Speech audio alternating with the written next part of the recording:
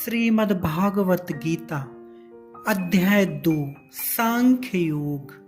संजय उवाच तथा कृपयाविष्ट मश्रुपूर्णकुलेक्षणं विसीदन्तमिदं वाक्य मुवाच मधुसूदनः। संजय कहते हैं, तब कृपावश अश्रुओं से भरे नयन और मलिन मुख अर्जुन को देखकर भगवान वासुदेव बोले। श्री भगवान वाच कुतस्त्वाकस्मलमिदं विषमे समुपस्थितम् अनार्यजुष्टं स्वर्गं कीर्तिं करम् अर्जुन। क्लैब्यमास्म गमः पार्थ नैतत्त्वयुपपद्यते क्षुद्रं हृदय दौर्बल्यं त्यक्त्योत्तिष्ठ परं तप। अर्जुन, इस विषम युद्ध के अवसर पर इस प्रकार अनार्य जनोयुक्त स्वर्ग के रास्ते का बाधक और ये अपयसकारी मोह तुम्हारे अंदर किस कारण से उपस्थित हुआ? हे कुंती पुत्र पार्थ, इस प्रकार नपुंसकता को प्राप्त मत हो, क्योंकि यह तुम्हारे लिए उपयुक्त नहीं है। तुम इस क्षुद्र हृदय की दुर्बलता को त्याग कर युद्ध के लिए खड़े हो जाओ। अर्जुन कहते हैं, अर्जुन उवाच कथं भीष्ममहं संख्ये दोढञ्च मधुसूदन इषुभिः प्रतियोत्स्यामि पूजार्हा वरिसूदन। गुरून् हत्वा हि महानुभावान् श्रेयो भोक्तुं वैच्छमपीह लोके हत्वार्थकामास्तु गुरूनिहैव भुञ्जीय भोगान् रुधिरप्रदिग्धान्। न चेत् दुग्धः कतरन्नो गरीयो यदा जयेम यदि वा नो जनेयु। यानेव हत्वा न जिजीविषाम स्ते वसिष्ठाः प्रमुखे धातराष्ट्र। इस युद्ध में जीत और हार में से कौन सी वस्तु हमें गौरव प्रदान करने वाली है, यह भी मैं नहीं समझ पा रहा हूं, क्योंकि जिनका वध करके हम जीवित रहने की इच्छा नहीं करते, वही धृतराष्ट्र के पुत्र ही हमारे सामने खड़े हुए हैं। मैं इन महान भावों गुरुजनों को मारने की अपेक्षा इस संसार में भिक्षा द्वारा ही जीवन यापन करना अच्छा समझता हूं, क्योंकि गुरुजनों की हत्या करके उनके खून से सने हुए काम और अर्थ का उपभोग ही तो करना पड़ेगा मुझे। कार्पण्य दोषो पहता स्वभाव पृच्छामि त्वा धर्म सम्मूढ़चेता। यच्छ्रेयस्वान्निश्चितं ब्रूहि तन्मे शिष्यस्ते अहं साधिमा त्वा प्रपन्नम्। न हि प्रपश्यामि ममापनुद्धाद यच्छोकुमाकमुक्षो षडमिन्द्रियाणाम्। अवाप्य भूमा वसपत्नमृद्धं राज्यं सुराणामपि चाधिपत्यम्। एवमुक्ता ऋषिकेशो गुडाकेश परं तपः नयोत्य इति गोविन्दमुक्ता तूष्णीवधूवः।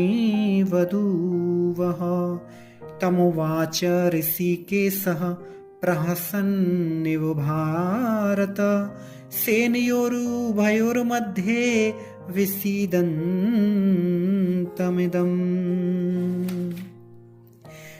हे प्रभु,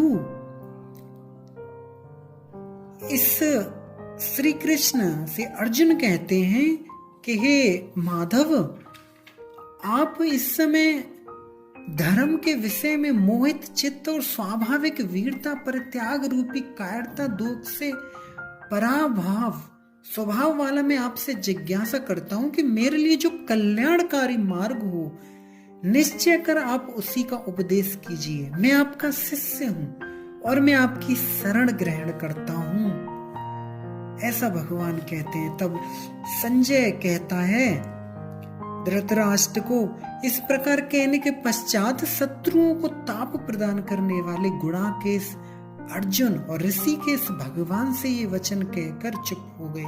हे गोविंद, मैं अब युद्ध नहीं करूंगा।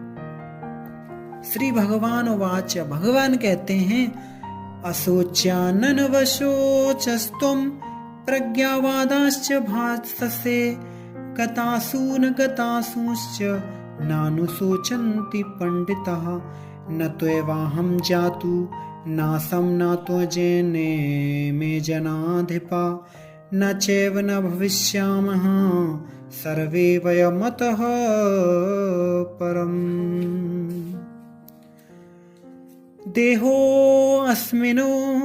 देहिनोऽस्मिन् यथा देहे कौमार यौवनं जरा तथा देहांतर प्राप्तिर्धीर इस्तत्र न मोह्याति। जिसे आत्मा के देह धारण करने पर देह ही क्रम से ये कुमार अवस्था, यौवन अवस्था और ब्रह्म अवस्था को प्राप्त होता है, किंतु देही आत्मा में कोई विकार नहीं होता। अर्थात एक शरीर से दूसरे शरीर को प्राप्त होने पर भी देही आत्मा का अस्तित्व लोप नहीं होता।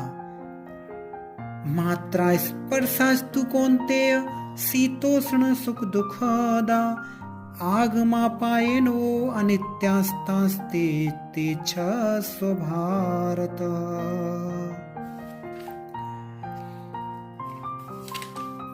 यं हि न व्यथयन्ते ते पुरुषं पुरुषर्षभः समदुःखं सुखं धीरं सो अमृत्वाय कल्पते। नासतो विद्यते भावो ना भावो विद्यते सतः उभयोरपि दृष्टो अन्तस्तनयोस्तत्त्वदर्शिभः। हे पुरुष श्रेष्ठ, जो पुरुष ठंडी गर्मी द्वारा व्याकुल नहीं होता, सुख दुख को समान समझता है और वह धीर व्यक्ति ही अमृतत्व अर्थात मोक्ष प्राप्ति का अधिकारी होता है। अविनाशी तु तद्विद्धि येन सर्वमिदं ततं विनाशमव्ययस्यास न कश्चित् कर्तुर्महाति। अन्तवन्त इमे देहा नित्यस्योक्ता शरीरिणः अनाशिनो अप्रमेयस्य तस्माद्धुध्यस्व भारत। य एनं वेत्ति हन्तारं यश्चैनं मन्यते हतम् उभोतो न विजानीतो नायं हन्ति न हन्यते। ये जो शरीर है ये अनित्य है, किंतु शरीर में रहने वाली जो जीवात्माएं अविनाशी है। जीव या जीवात्मा अति सूक्ष्म होने के कारण मापी जाने योग्य नहीं है, अर्थात अपरमेय है। इसलिए हे भारत, तुम शास्त्र विहित स्वधर्म का त्याग न कर युद्ध करो। युद्ध न जायते म्रियते वा कदाचिन्नाय भूत्वा भविता न भूये अजो नित्य शाश्वतोऽयं पुराणो न हन्यते हन्यमाने शरीरे। वेदा विनाशिनं नित्यं य एनमजमव्ययं कथं स पुरुषः पार्थ कं घातयति हन्तिकम्।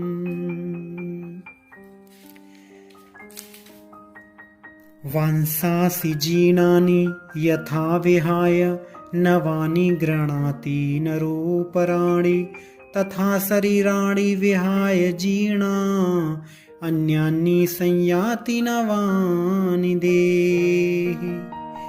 मनुष्य जिस प्रकार फटे पुराने वस्त्रों का परित्याग कर दूसरे नए वस्त्र पहनता है, उसी प्रकार आत्मा भी जीर्ण शरीर का परित्याग करते हुए नवीन देह धारण करता है। नैनं छिन्दं शस्त्राणि नैनम दहति पावक न चैनम क्लेदयन्त्यापो न शोषयति मारुत। अच्छेद्धो अयम दाह्यो अयम क्लेद्धो शोष्य एव च नित्य सर्वगते स्थाणुर्चलो अयम सनातन। अव्यक्तो अयम अचिन्त्यो अयम विकार्यो अयम मुच्यते तस्मादेवं विदित्वैनं नानुशोचितुमर्हसि। जीवात्मा शस्त्र अस्त्र से कटता नहीं है, अग्नि से जलता नहीं है, जल से गलता नहीं है और न ही वायु इसे सुखा सकती है। अथ चैनम नित्य जातम नित्यम वा मन्यसे मृतम तथापि त्वं महाबाहो नैनं शोचितुमर्हसि। जातस्य हि ध्रुवो मृत्यु ध्रुवं जन्म मृतस्य च तस्माद् परिहार्य अर्थे न त्वं शोचितुमर्हसि। अव्यक्त्यादीनि भूतानि व्यक्तमध्यानि भारत अव्यक्तनिधनान्येव तत्र का परिवेदना। हे अर्जुन, यदि तुम जीव को नित्य जन्मने और नित्य मरने वाला भी समझो तब भी ये तो तुम्हारा इस प्रकार शोक करने का कोई कारण नहीं है, क्योंकि जब जन्म के पश्चात कर्म क्षय होने पर निश्चय ही मरना होता है और मृत्यु के पश्चात कर्मों के फल भोगने के लिए फिर निश्चित रूप से जन्म लेना ही पड़ता है। तो इस प्रकार के नियम के प्रति तुम्हारा शोक में रहना उचित नहीं है। आश्चर्यवत पश्यति कश्चिदेन माश्चर्यवद वदति तथैव चान्य आश्चर्यवच्चैन मन्यः शृणोति श्रुत्वाप्येनं वेद न चैव कश्चित्। देहि नित्यं वध्योऽयं देहे सर्वस्व भारत तस्मात् सर्वाणि भूतानि न त्वं शोचितुमर्हसि।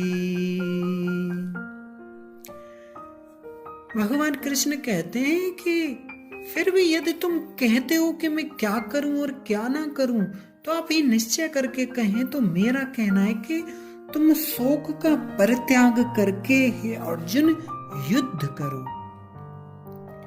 स्वधर्मपि चावेक्षण विकम्पितुमर्हसि धर्माद्धि युद्धात् श्रेयो अन्त्यन्त क्षत्रियस्य न विद्यते यद्रक्षया चोपपन्नं स्वर्गद्वारमपावृतं सुखिनः क्षत्रिया पार्थ लभन्ते युद्धमीदृशम्।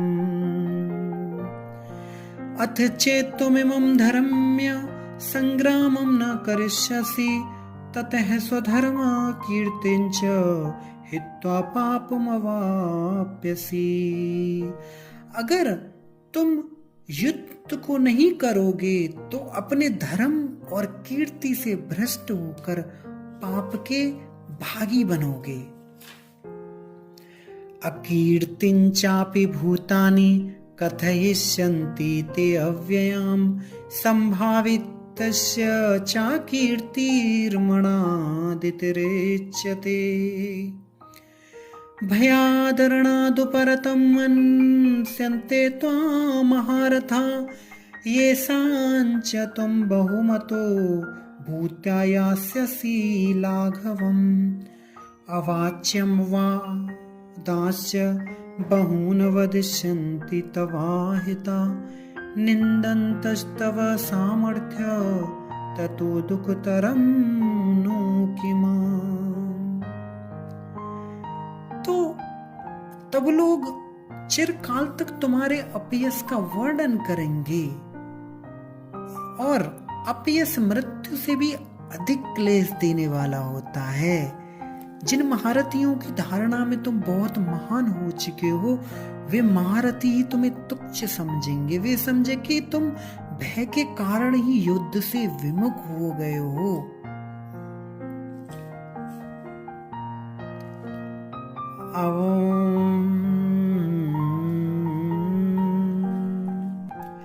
हतो वा प्राप्यसि स्वर्ग जित्वा वा मोभोच्यसे महिं तस्मादुत्तिष्ठ कौन्तेय युद्धाय कृतनिश्चय।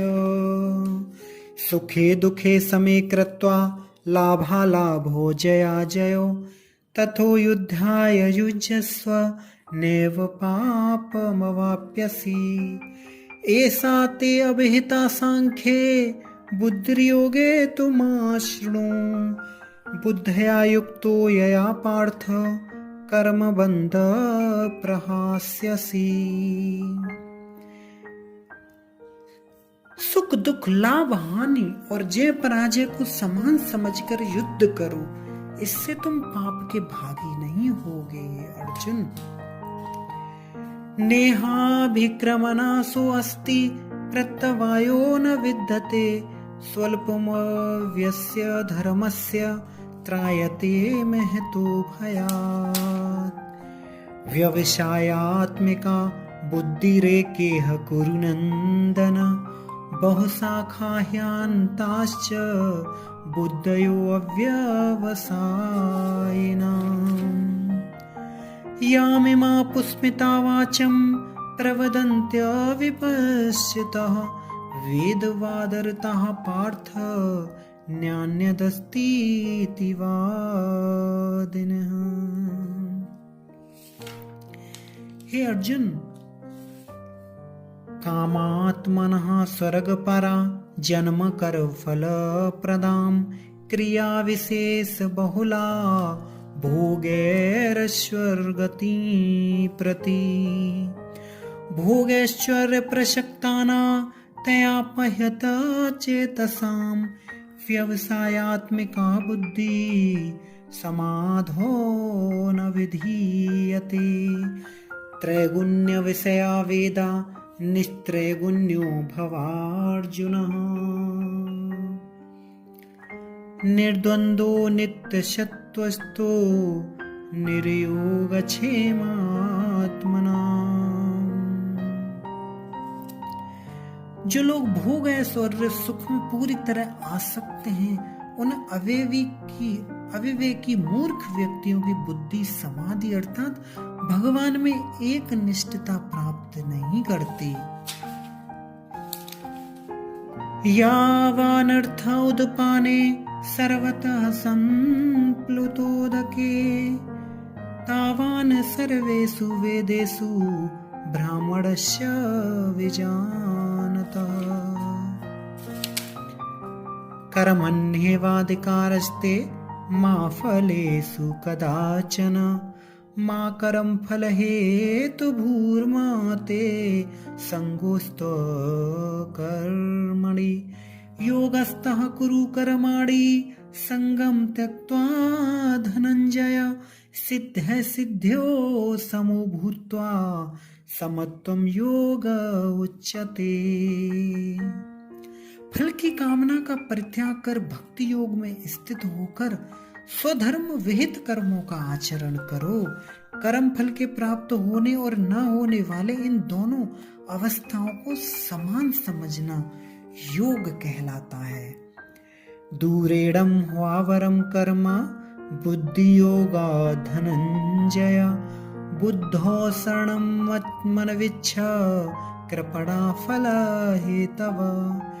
बुद्धि युक्तो जहातीह उभेह सुकृत दुष्कृते तस्माद योगायुज्यस्य योगः कर्मसु कौशलम्।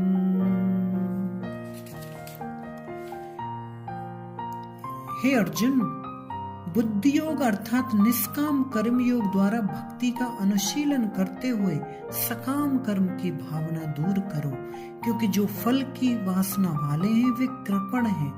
इसलिए तुम बुद्धि योग अर्थात निष्काम कर्म योग का आश्रय लो। कर्मजं बुद्धि युक्ता ही फलम त्यक्त्वा मनीषिण जन्म बंधन विनुर्मुक्ता पदे गच्छन्त्यनामयम्।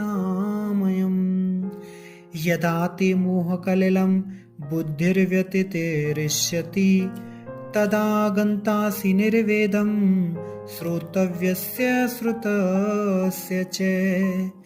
स्थित प्रज्ञस्य श्रुति विप्रतिपन्नाते यदा स्थास्यति निश्चला समाधावचला बुद्धिस्तदा योगमवाप्यसि। जब तुम्हारी बुद्धि वेदों के नाना प्रकार के अर्थों द्वारा विचलित नहीं होगी, तब तुम सहज समाधि में स्थिर होकर विशुद्ध भक्ति योग प्राप्त करोगे। अर्जुन उवाच, अर्जुन कहते हैं, स्थित प्रज्ञस्य का भाषा समाधिस्तस्थ्य केशव स्थित धीः किं प्रभासेत किमासीत ब्रजेत किमा। प्रजहाति यदा कामान् सर्वान् पार्थ मनोगतान् आत्मन्येवात्मना तुष्ट स्थित प्रज्ञस्तदोच्यते। दुःखेष्वनुद्विग्नमना सुखेषु विगत स्पृह वीतराग भय क्रोधा स्थित धीर मुनिर्चते। अर्जुन कहते हैं, हे केशव, अचला बुद्धि वाले व्यक्तियों के क्या लक्षण हैं और स्थिति प्रज्ञ समाधि में स्थित पुरुष अपमान स्तुति निंदा स्नेह की स्थिति आने पर क्या बोलते हैं।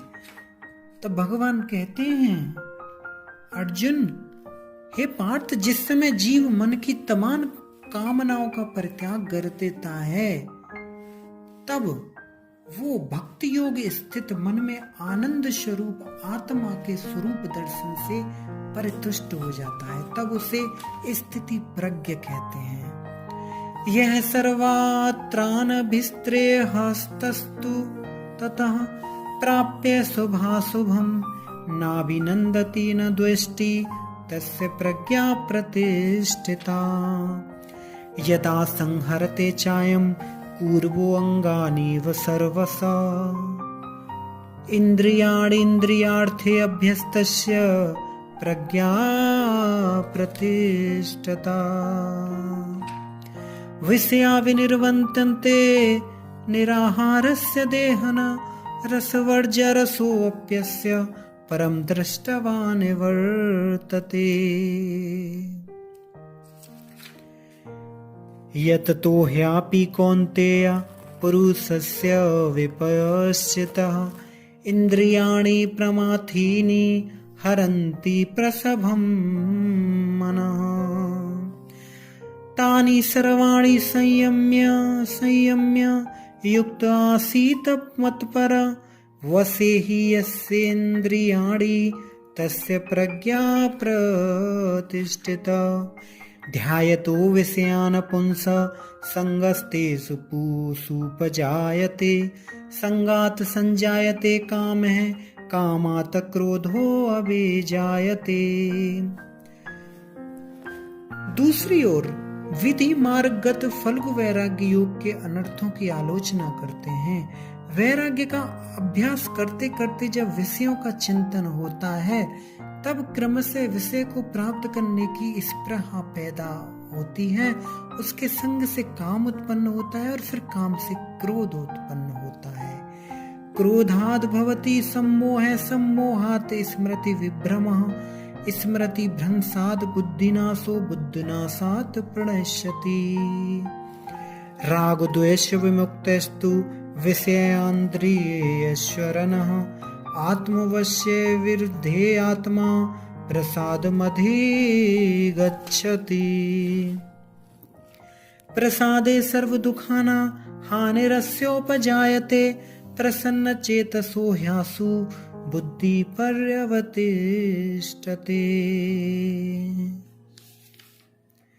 और काम से क्रोध से मोह, मोह से स्मृति विभ्रम अर्थात शास्त्र उपदेश विस्मृत हो जाते हैं। फलस्वरूप बुद्धिनाश एवं बुद्धिनाश होने से सर्वनाश हो जाता है। नास्ति बुद्धिर्युक्तस्य न चायुक्तस्य भावना न चाभावयतः शांतिर्शान्तस्य कुतः सुखम्। इंद्रियाणा हि चरता यन्मो अनो विधीयते तदस्य हरति प्रज्ञा वायुर्नावमिमां वसि तस्मादस्य महाबाहो निग्रहीतानि सर्वश इंद्रियाणि इंद्रियार्थे अभ्यस्तस्य प्रज्ञा प्रतिष्ठित। इसलिए हे महाबाहो, जिसकी इंद्रियां समस्त विषयों से युक्त वैराग्य रूपी योग द्वारा वश में हो गई हैं, उसकी प्रज्ञा को ही प्रतिष्ठित जानना।